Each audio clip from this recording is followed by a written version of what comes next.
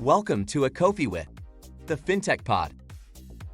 We'll explore the latest trends, innovations, and ideas shaping the financial industry. Join host Alex Irigoyen as he interviews leading experts in the field. Learn from top CFO, tech leaders, investors, and many more. Join us and get inspired. Let's get started. Hi, everybody, and welcome to a new episode of Coffee with. Today with us, we have Ian Sims. Ian, thank you very much for joining us. Hey, thanks for having me on. Absolutely. How have you been? I heard you've been traveling for the last couple of days. How has been that? Yeah, it's been great. Just got back from a almost 2-week family trip to the Great American West, Yellowstone, Tetons, a little bit more of Wyoming and Utah, and just getting back into things. That's awesome. Great. So now that you're fresh, thank you very much for joining us and taking the time to talk with us. Definitely. Perfect. So to start, Ian, it would be great to learn a bit more from your background. I don't know if you could share with us since pretty much day zero, where you've been growing up, go to college. I don't know if you could share that with us. Oh, so much history there. I'm old. So let's see. I grew up mostly in California. I'm from San Jose originally. Went to college nearby at UC Davis and studied agricultural and managerial economics. Davis is a big ag school. They didn't yet have a business major at the time formally, so I had a lot of economics lesson via the lens or through the lens of agriculture, which was different. But I suppose you could be talking about widgets or counting cows. It doesn't really matter. They're still units. And right after school, I went on to work at Intel, big company, obviously, and started there in finance. And I think that was really a foundational place to work. At the time, nearing 100,000 employees, lots of structure and process in place. It was really, in many ways, more of an education than college was. And I've been doing a lot of finance and varying forms of business operations ever since. That's awesome.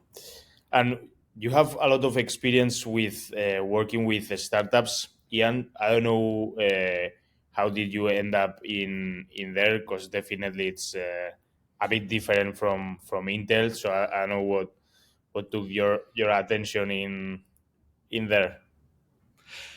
Hey, yeah, I don't know. It was it's almost addictive in a sense. As great as Intel was, it was still a big company, and the roles you do are sort of they're very focused and limited. You do one very, very specific thing often. And once you've sort of had a taste of startups, everything just happens faster. Decisions are made more quickly. Everyone says sort of generically, you get to wear a lot of hats. You absolutely do. You do so many things that are well beyond the scope of the job you thought you had. There's so many highs and lows and pivots and excitement. I suppose it's like a drug in that sense, and you really just get caught up in it. Yeah. So you didn't find that sense in Intel, for example, right? Yeah, I'd love to say I did, but no, not so much. I mean, it's a great company. At least it was a great company, but it just doesn't move as quickly. And largely a lot of their products now are really commodities, and it's a little harder to be excited about that sometimes. Awesome. And yeah, how do you see right now the startup landscape? Because definitely in the past few years, or the last, let's say, 10 years, probably the trend has been super positive, right? There were many tech companies growing very fast. It seemed that there was pretty much unlimited capital. And in the last couple of years, right, it has dramatically changed. And now we see that there are pretty much the funding rounds are much shorter. We see few of them, definitely many IPOs that we saw in 2020. Right now, we don't see any. So how do you see that change, and how do you see it's going to impact this in the ecosystem? Yeah, I think sort of there's always been ebbs and flows in the world of startups and small business financing. Certainly, a few years ago, we were seeing insane, in my opinion, unjustified valuations. There was a lot of dry powder that needed to be deployed in different places. And I think a lot of investments, frankly, didn't make sense. And, we saw time and time again, that growth was really the only metric that mattered. And, to a boring finance person like myself, that hurts a bit. I think, economic fundamentals matter. Hmm. You don't have to be profitable early on necessarily, but at least you have to know how you're going to be. At some point, growth, the faster you grow, especially in a subscription business, the deeper sort of the hole you dig yourself. And you just need to climb out of that at some point and know how you're going to do it. And I think for a long time, business and financing sort of lost its way, and everyone just had eyes for growth, and the valuations were out of control. Yeah. As a CFO, what are the main KPIs or the main metrics that you track? Definitely in the startup world, growth is super important, but what are those other 2 or 3 metrics that you try to always look? Yeah. I think, in my mind, cash flow still matters a lot. And so I'm very attuned to cash burn. And, obviously, I understand early on that number is going to be large and intimidating. But you need to be able to confidently put together a forecast that shows how that number is going to right itself. You can't continue to burn forever. I mean, that's not a really viable plan. You have to at least know how you're going to turn off the burn. Even if you don't, just knowing how you can, that you have a path to do that and become profitable, that matters. Um, so beyond cash flows, I'm very much a fan of net dollar retention and churn. Net dollar retention is a fantastic measure. It shows you it's sort of a combination of the level of churn relative to the level of growth you have with existing customers. Mhm. This is a very big metric in subscription businesses, which a lot of startups tend to be now. Um, but just really knowing that your growth is vastly exceeding any customer churn you have matters. And then, but just looking at that alone, I think obfuscates sometimes hidden churn problems. Like you may have some accounts that are growing, but churn is very telling. It's your customers giving you direct feedback that something isn't working. Either the product isn't the right fit for them, they're having a poor customer experience in general, something isn't right. And you really need to pay attention to churn. It's an extremely telling metric that often gets overlooked when the focus is on growth. Mhm. Mhm. Can churn also be related with the market situation? Oh, for sure. I mean, obviously, at some point too, some of the products that are out there are considered, maybe luxuries and not necessities. And so, as a business, what do you need to do to make sure that your product is in fact sticky and isn't something a company is going to be on the first of the things they get rid of when they have to make some hard choices? How do you increase your stickiness? So again, churn is a leading indicator of that. Like if people are starting to leave or talk about leaving, what can you do to make sure that they hang on to you? So it's a hugely telling metric, and it gives you sort of a path to explore whether it's a product or customer success relationship,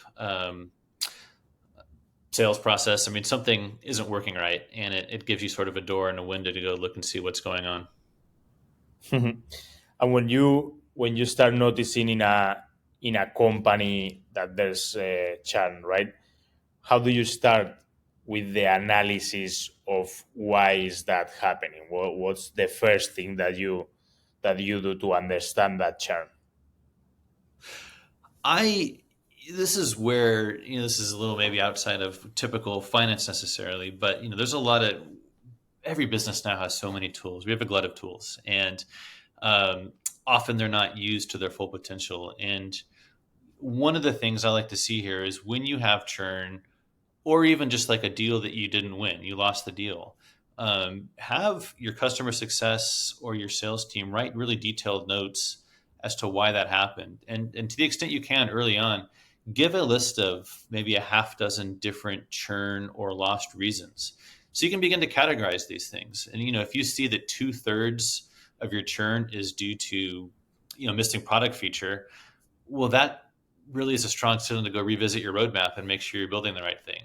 But if you're not really labeling and taking detailed notes here, it's really hard to learn from these things. And so I really want to encourage my teams to make sure that we are capturing that. It's not something that maybe a salesperson is going to get commissioned on. It's sort of just extra work, but it really helps the business in the long run. So I'm a huge advocate for making sure that you're tracking these things with a lot of detail if you can. Interesting. And also, when we have discussed previously, Ian, in another conversation, you mentioned about being able to have a great predictability of the company, right? Mm-hmm. So I don't know if you could share with us what do you mean by that, and why is this important, and then we can get into the discussion of how to get it. Yeah, no, I think, predictability matters just because it helps you make decisions easier. And you sort of know in advance, or at least have a better idea in advance of what the outcomes are going to be. Is it going to increase your cash burn? Is it going to increase your sales? Are you going to need to hire more people? Are you going to need to fundraise sooner? And so a lot of the job, I think, of the finance function is to help improve your predictability as much as you can. And the way you do that, I think, really is to start building some really detailed and thorough forecasts, just so you have a baseline to measure yourself against. And you're putting down on paper all of your assumptions for what you think the business is. You think that you have a sales target of, say, X million dollars, and you think it's going to require, a dozen salespeople to do it. Well, then let's really dive into what that means. You don't have that many people yet. You have to think about, you're going to be ramping these salespeople. You have to think about how many leads they're going to get and what the marketing budget is. And so the whole process it goes across departments. Everything in the business is very interconnected. You just really need to document all of your different assumptions that are going in there. And then at the end of every month or quarter, go back and look and see, how did we do against our assumptions? What did we miss? How can we improve? And then over time, you can make your business a lot more predictable, and it really helps you plan better. And then how long it takes before you need to fundraise again, or that you can comfortably hire more people because your business is growing so fast. Just the simple step of putting things down and questioning and watching sort of reality hit your assumptions is huge.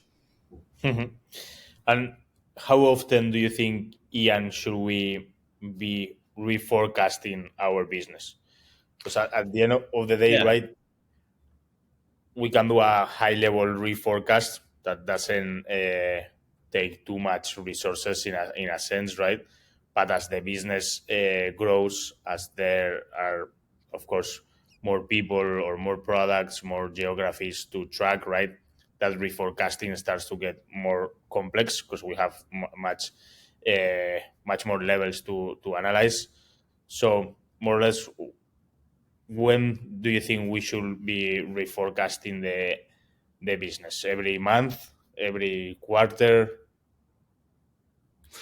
Yeah, it's a good question. And, it's one of those answers I could give that's sort of a non-answer, but I think it depends in a lot of senses. So, at the very minimum, you're going to want to do at least an annual budget, just an annual plan. And you can look at maybe 1, 2, 3 years out in advance, just to, very, very high level.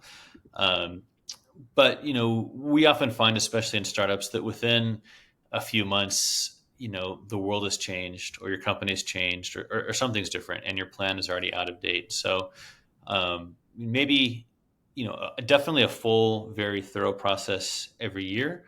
Maybe a nearly as rigorous mid-year refresh.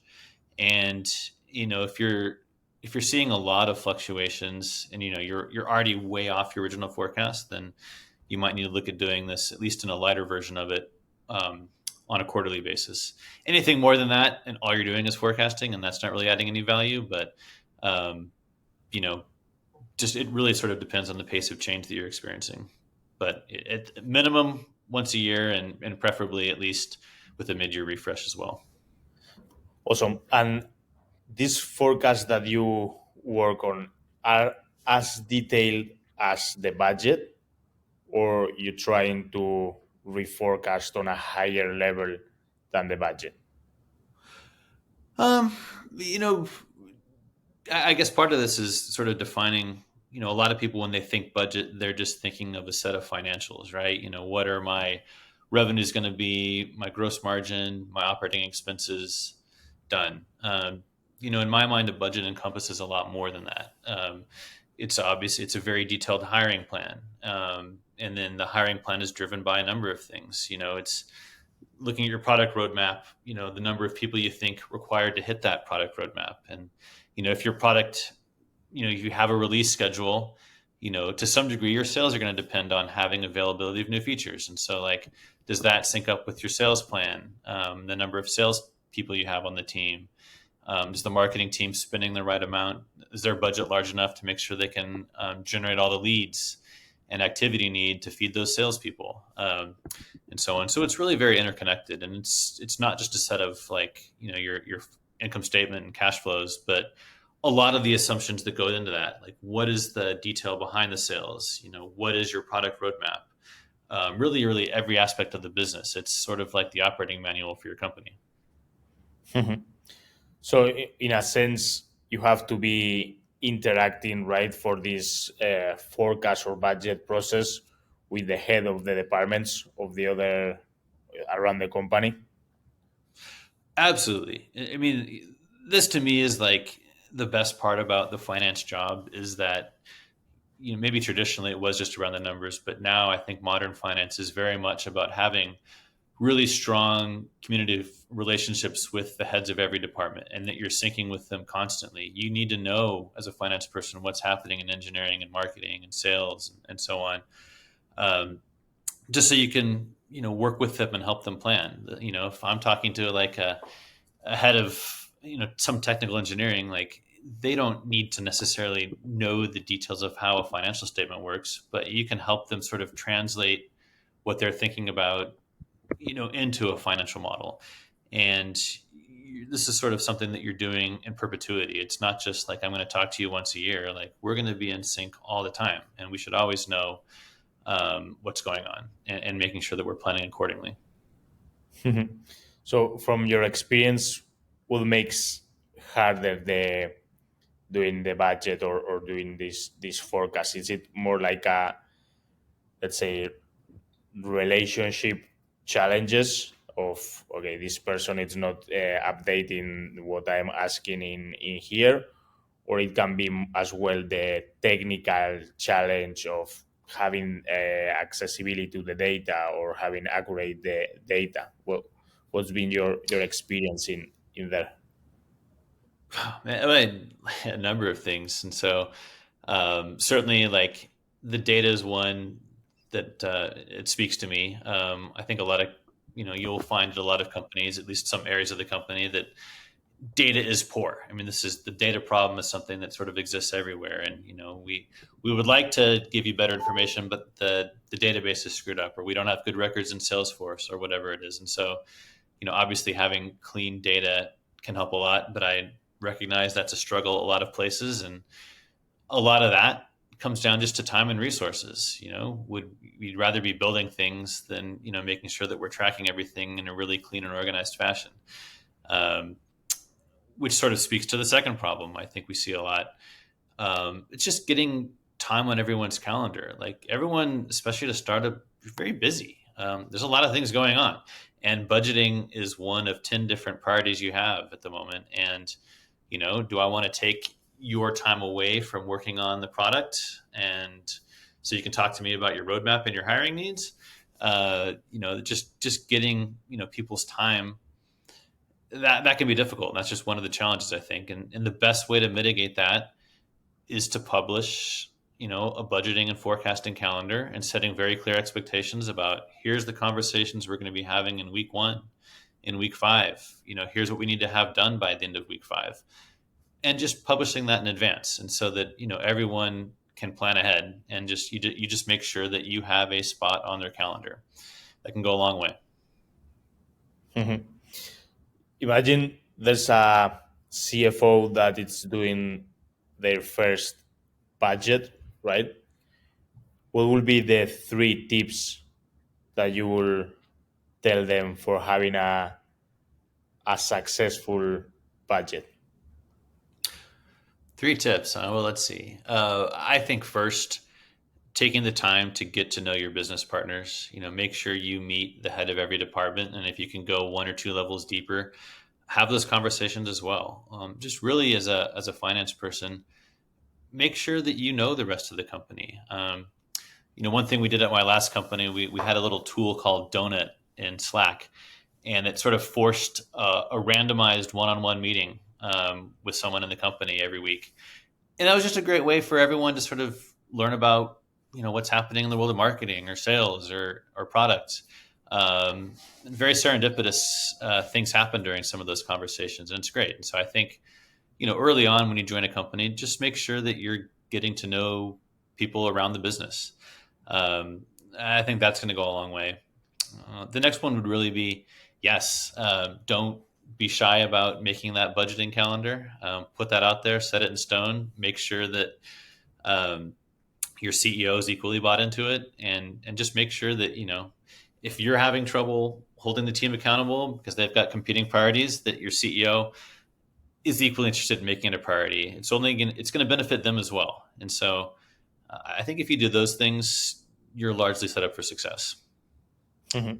And then, yeah, I guess as it maybe relates to your product too, just have an easy way for people to give you the information. So it's not like I would love to help you, finance person, but like I don't know how to give you the data. Like give people organized templates and places to put their information, walk them through how that's going to work, and then if they can give it to you in a very structured format, I think it benefits both sides. You're not stuck trying to manipulate data. Everyone's being treated equally. That can help a lot as well. Mm-hmm. Awesome. Very, very helpful. Did you have any bad experience through the budgeting process in a company? Some story that you could share with us of a mistake or something that should not have happened? I wish I had a really great story about something that went wrong royally. I think overall, it may be just little small nuisances. You're going to encounter the one person who says, "Oh, cool, you have a template. I'm going to go off and do things my own way," and it's going to be completely incompatible with what you're trying to do. You're going to run into people like that. You're going to run into people who just straight up refuse to participate in the process because they think budgets are dumb. Little things like that. They're inevitable. They're going to happen. And I think, to the extent you can ward them off as much as you can, you do. Other than that, I think I've certainly been at businesses where random once in a lifetime events happen that completely upend your business model.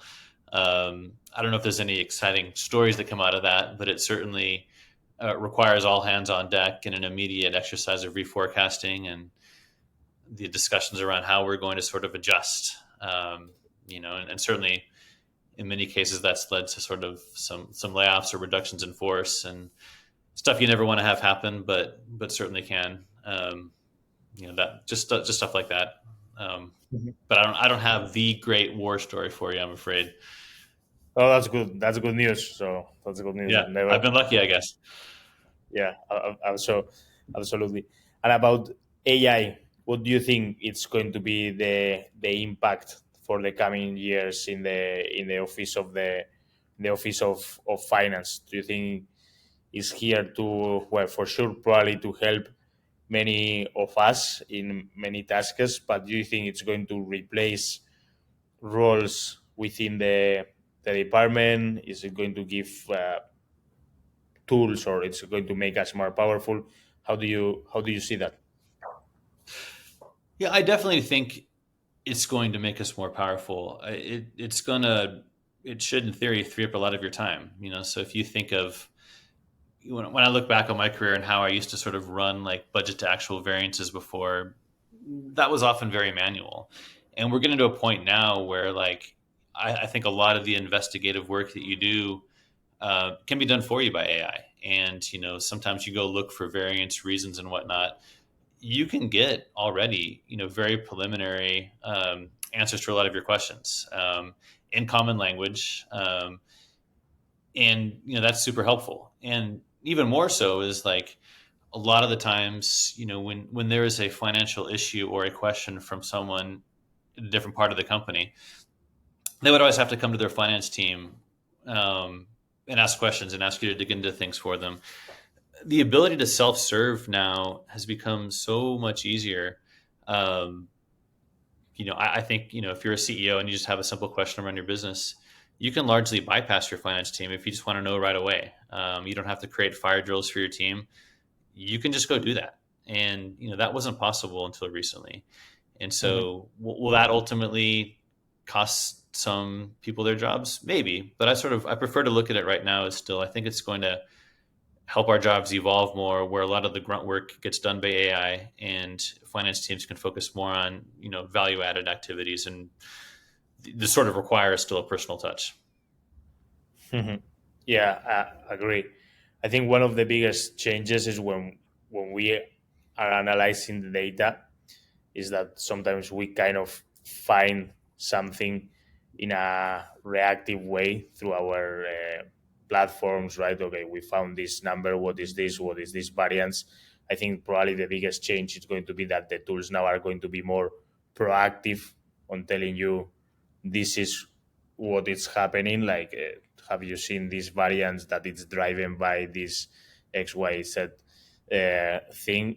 And then have the finance team create like a deeper analysis, right, on understanding how is that related with other stuff, right? But not necessarily spending as much time in, definitely not crunching, but also going through all the numbers to see what's going on, right? Let the AI or the technology show you what's different or what you should be maybe considering, and start the analysis at that point. I don't know what you think. 100% agree. No, I think, that's absolutely true. And I think the ability to sort of proactively look at things, especially, in the older days, a lot of these breaking news or, large variances, you wouldn't really know until you're doing your month end close. And, now I think we're blessed with the ability to sort of see these things, any issues arise as they happen, and not wait till the end of the month and really, maybe 5 or 10 days after the end of the month, sort of see how things are. You're getting a lot more real-time information. And that's exciting. I mean, I think that can help us all move a lot faster and focus on the things that really move the needle. Great. So, Ian, just to finish, I want to ask you, if people want to connect with you, where can we find you? Oh, well, just find me on LinkedIn, first of all, and I'm sure this will show up there. But that's the easiest way probably to get in touch with me. Awesome. Perfect. Ian, it's been a pleasure talking with you today. Thank you very much for sharing with us all your knowledge in forecast and budgeting. I think it's been super, super useful, and looking forward to talking again soon. Yeah, thank you very much, Alex. Have a great day. You too. Bye bye.